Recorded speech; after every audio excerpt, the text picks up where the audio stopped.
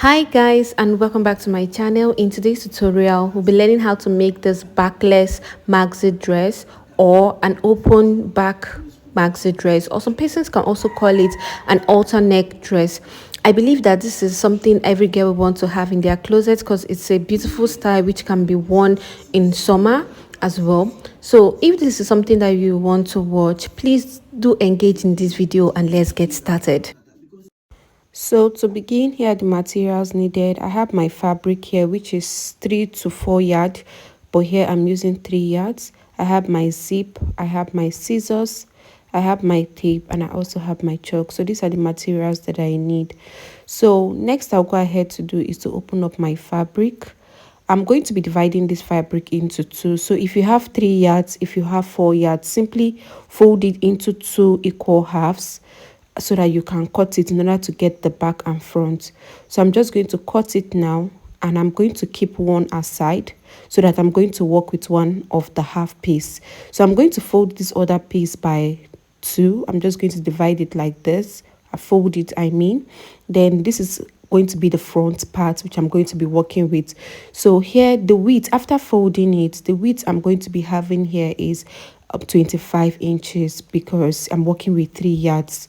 So you can work with 4 depending on how full you want it to be. So next I'll go ahead to determine is the full length of this dress, and the full length of this dress is actually 60 inches, but because I want my dress to actually have a neck depth starting around 4 inches, okay? So you can make your own 7, but I would want my own to be 4 inches, okay? So I'm just going to take away 4 inches from here because it's more or less like a halter neck. So I'm going to take 4 inches before measuring my full length, which is 60. But mind you, this our dress actually have a rope, so I'm going to be folding these parts, okay? So this is now that I'm going to be folding this part where my rope is going to go to, instead of putting it at 4 inches, I'm going to be keeping it at 2.5. So by the time I fold in, I'm going to have 4 inches back again, okay? I hope you get that, please. So like I said, now when we unfold this, we're going to go back to 2.5. So that's why I'm going to start by 2.5 and not 4 because of our folding allowance where our rope is.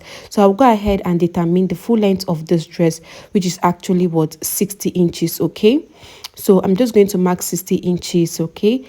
And then we have few remaining parts which I'm just going to add to the dress. I'm not going to cut it out because I want my dress to actually flow well in order to create the beauty and also for my folding. So I'm just going to leave that part there.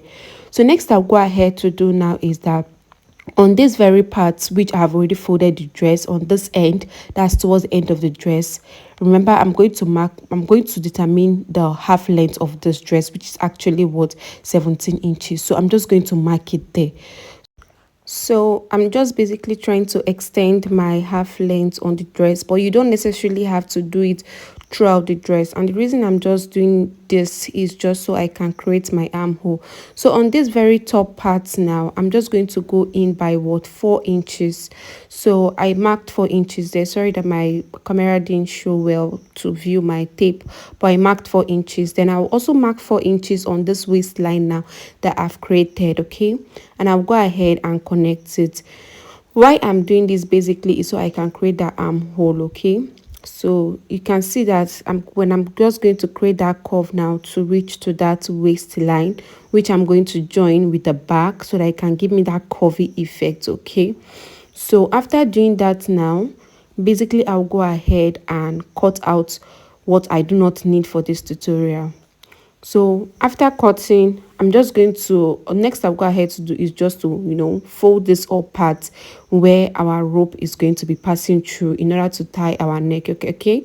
That is like an alter neck. So next I'll go ahead to do now is to add my back, okay? And I'm going to be adding my back to this very side here, okay, of the front piece. So what I'm going to do now is that I'm going to measure from this very point of my front piece because the back is more or less like going to be an extension. So I'm just going to measure from this point here to the end in order to get the length of my back. Remember that our back is kind of having a show me your back, so I'm not going to get the whole length of the dress. I'm just going to get this part, which is actually 44 inches. So what I'm going to do now, I'm going to keep this front aside and bring the other half in order to cut my piece. So here I folded it. As you can see, it's on fold, and this other part here is the part that is not actually what opened. Okay, I'm just going to show you that. You can see that this part is the folded part. So I'm going to take my measurement of 44 inches from the other end. Okay, so first of all, I'm just going to mark 1.5 here because I'm going to be adding a folding where my elastic is going to pass through. Okay, that is why I came down by what, 1.5 inches. Okay, so from that point where I marked my 1.5 inches, now I'm going to start my measurement for 44 inches, and I'm just going to mark it there. So now I'm just going to get the cumulative, that's the addition of this 1.5 and 44 inches, and I'll basically get what, 45.5 inches as the full length for my what, back piece. So I'm just going to go ahead now and mark that all through and cut out what I'll be needing. Okay, and this is basically what I need for the back. So what I'll go ahead to do is to fold this part where I'm going to be creating a passage for my elastic, and now with usual hem this part, which is my normal down piece. Please do not try to mix this up by the time you are done folding. Remember that the folding here is going to be a bit bigger because you are going to be having your passage for your elastic. So I'm going to keep that aside, and then for the front, I'm just going to fold this part for my rope and then hem this down part for my front, and this is basically what we have. As you can see, here is folded, which is going to be the passage for my rope, and then I've gone ahead to hem this down part, as you can see. I equally went ahead to do the same for the back. I've hemmed both ends, so I'm just going to keep that aside because I'm going to be working with my front alone. So while our front piece is still on fold, as you can see here, I'll go ahead to do is to insert our loops. So this loop is going to create a channel where our rope is going to be passed through at the back. So here I've already gotten 6 loops. Okay, and the 6 loops, 3 on each side, that's the right and the left side. Okay, so basically now I'm just going to be attaching my loops on my right side, and in order to do that, I'm going to measure from this end here. I'm going to take 1 inch because this 1 inch is going to be our sewing allowance. So I'm going to mark there, although I'm going to replicate it in front because we are going to be placing our loops from the front. Okay, so from that point that I marked 1 inch, I'm going to go up by 2 inch, which we are going to be placing our first loop, and the loop I made is 2.5. Some persons make their own 3, which is okay, but I did mine what, 2.5. So I'm going to be placing it this way. Okay, don't place it in this other part, it's going to be wrong. Make sure to place it this before you can use your pin to hold it down before stitching. So from that very point where I placed my first loop, I will go ahead and go up by 2 inches, and also from that point go up by 2 inches again, which I'm going to be placing the last loop. So I'm going to go ahead and take my other loops with the pin and attach it properly. Mind you, you have to place it this way and not the other way around. Okay, so I'm just going to use my pin to support it down, and I'll take the last loop and I'm going to use my pin to hold it down as well before stitching it. So I'm going to do the same thing to this other side as well. So what I'm going to do, like I said earlier, is that you're going to go up by what, 1 inch, which is your sewing allowance, which you're going to join to the back of your dress. Okay, so after marking that, from that point I'm going to go up by 2 inch, which I'm going to be placing the first loop, and then I'm going to go up by 2 inch again, where I'm going to be placing the third, the second and the third word loop. So having done that, now I'll go ahead and place my loop properly, just the way you see me do. So now after doing this, I'll go ahead and stitch each of them properly. Okay, so after doing that, basically now next I'll go ahead to do is to use my bias in order to turn my dress. So you can use a bias like this, or you can create a bias with the material that you have in order to turn the neck. So after turning it using the bias, this is basically what you're going to have. As you can see, both sides have been neatly turned with a bias. So next I'll go ahead to do now is to join my sides to the back. Okay, but before that, I'm just going to get my back piece and I'll place it on fold, just the way you see me do in this video. So next I'll go ahead to do is to insert my elastic in there, and here I have my 0.5 inch elastic. So how I'm going to get the measurements is that I'm going to divide my waist by 4, which is 32 divided by 4. I got 8 plus 1 inch, making 9. So I'm going to be cutting 9 inch from here, and then I'm going to use my safety pin to support my elastic in order to insert it into my dress. So if you've watched to the extent of this video, I believe that you are learning something. So please do hit the subscribe button if you are yet to do so. Okay, thank you. So after inserting the elastic in there, I'm going to use pin to support it down so I can take it to the machine to sew while I remove the safety pin out. So this is basically what you will have after stitching the elastic. So next I'll go ahead to do is to attach my front and back piece together. So I'll go ahead and open up my front piece, and I'm going to be placing the back piece on top of the front piece, ensuring that their right sides are facing each other. So getting the sides of both the back and the front, I'll make sure they are well aligned together. Remember that we used 1 inches, okay, as our sewing allowance. So I'm going to use 1 inch to actually.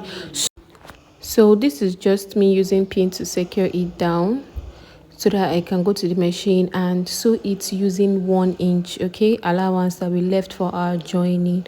So after doing that, I'll go ahead and replicate it to the other side of my dress. So this is just me doing the same thing for the other side of the dress before taking it to the machine to sew.